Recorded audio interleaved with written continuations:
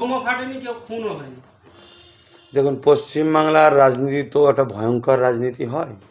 তো সেই জায়গায় এবারে যে রাজনীতিটা হলো, কিছু কিছু জায়গায় খুব সামান্য কিছু অশান্তির খবর পাওয়া গেছে। তবে যেভাবে বিগত বারের ভোটগুলো গেছে সেরকম কিছু হয়নি, এটা সবাই বলছে।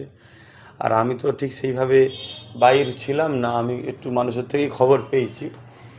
তবে আমি এতটুকু মনে করি, এই যে শান্তির পিছনে তাহলে নির্বাচন কমিশনারের সক্রিয়তা এবং প্রশাসন যে সক্রিয়তার ভূমিকা নিয়েছে সেটাই। তাহলে বিগত দিনে যতগুলো অশান্তি হয়েছে তার পিছনে তাহলে নির্বাচন কমিশনারের একটা ভূমিকা রয়েছে অশান্তির পিছনে।